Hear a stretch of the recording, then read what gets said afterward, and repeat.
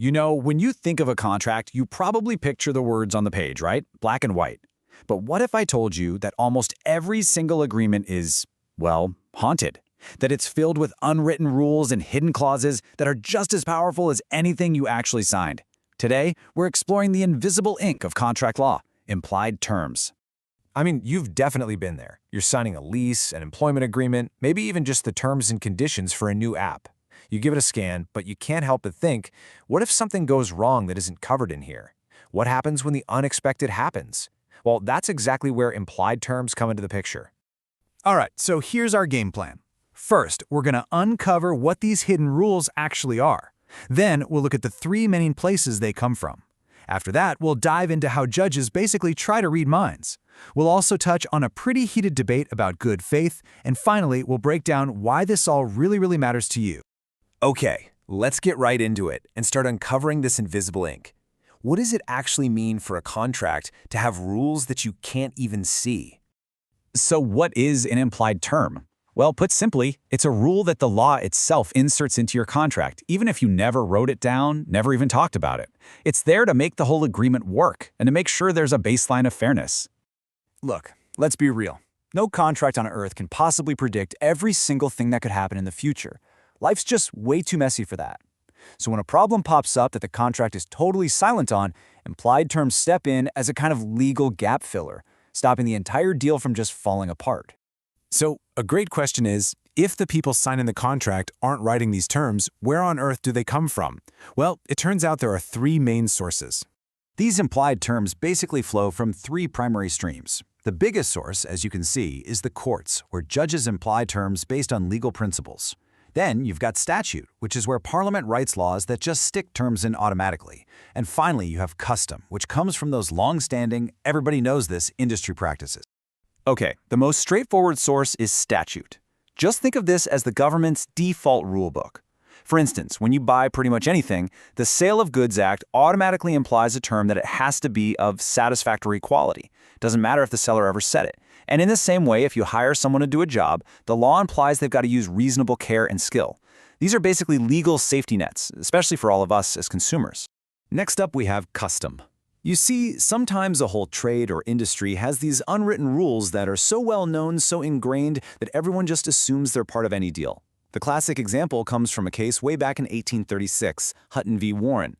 A landlord kicked a farmer off his land, but the court ruled that because of local farming custom, the tenant was actually owed money for the seeds and labor he'd already put in. That custom was so powerful it became an implied part of their contract. And now for the trickiest, most complex source of all, the courts. This is where things get really interesting. It's where judges have to step in and, in a way, try to read the minds of the people who made the contract to figure out what it was really supposed to achieve. And judges have two main tools for this. Think of it like a tailor. Implying a term, in fact, is like making a custom alteration for one very specific suit to make it fit just right.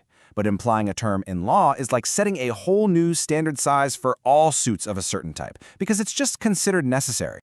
So let's zoom in on those terms implied. In fact, how does a judge decide what the parties must have intended, even if they never breathed a word of it? Well, they have a toolkit, and inside are two legendary legal tests. The first one is called the business efficacy test. It comes from an 1889 case about a ship called the Moorcock. A ship owner paid to unload cargo at a wharf, but at low tide, the ship hit the riverbed and was damaged. The contract said nothing about safety. The court stepped in and implied a term that the wharf owner must have taken reasonable care, because without that term, the whole contract was commercially pointless. The key word here is necessary. The term had to be necessary to make the contract work. And then there's my personal favorite, the much more colorful, officious bystander test. Just imagine two people are making a deal, and some nosy busybody leans over their shoulder and suggests adding a specific clause. If both parties would immediately turn to him and say, oh, of course, that's so obvious we didn't even think we had to write it down, then boom, the term can be implied.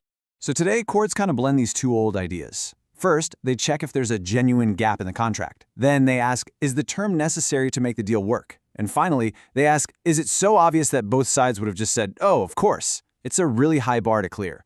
Courts are not in the business of rewriting bad deals for people. Now, to see a term implied in law in action, let's talk about a tower block. In the case of Liverpool City Council versus Irwin, tenants were living with broken lifts and dark, unlit stairways. Their tenancy agreements only listed their responsibilities, not the landlord's. The court decided that for any tenancy agreement of this type, it was a necessary part of the deal for the landlord to maintain the common areas. This wasn't just about one building, it set a new, implied rule for a whole category of contracts. This all seems pretty logical, right? Filling in the gaps, making things work. But now we get to a modern twist that's really shaking things up in English contract law. The big debate over a general duty of good faith. Should every single contract automatically have a conscience? And this is a major legal tug-of-war. On one side, you have the traditional English view, which has always been really hostile to the idea of a general duty of good faith. The philosophy is all about freedom of contract, the belief that parties can pursue their own interests and the contract means exactly what it says on the page, nothing more.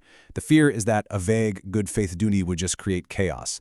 But on the other side, you have pretty much the rest of the world, the US, Europe, Australia, where an implied duty of good faith is seen as fundamental. Then, in 2013, a case called Yam Seng came along and dropped a bombshell. The judge, Justice Leggett, came right out and said that this traditional English hostility was, in his words, misplaced. He argued that basic values like honesty should be implied into commercial deals. And that? Well, that's sent some serious ripples through the legal world.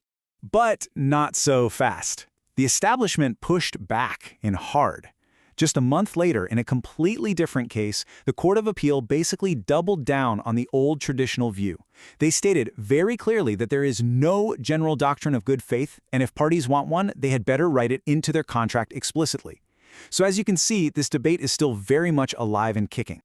Okay, so after all this legal theory and history and back-and-forth debate, what does it all actually mean for you? What's the real-world impact of all these invisible rules? Let's boil it all down. Here's what you really need to remember. 1. Every contract you sign is an iceberg. The most important parts might be hidden below the surface. 2. The law gives you a built-in safety net for fairness, like that satisfactory quality rule. 3. The courts are a last resort. They will not save you from a bad bargain they just made. And finally, number 4, clarity is king. A clear, well-drafted contract is always your best defense. Spell everything out. And that leaves us with one last big question to chew on. Are these implied terms a vital safety net that ensures a basic level of fairness in all our agreements? Or are they a threat to certainty, allowing judges to meddle with deals in ways the parties never actually intended? It's a tension that sits right at the very heart of contract law.